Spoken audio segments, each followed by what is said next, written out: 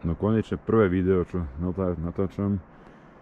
Nakoľko prvý deň som si šetril baterku na druhý deň a na druhý deň mi zamrzla celá kamera, takže včera sa nenatočil ani ťuk.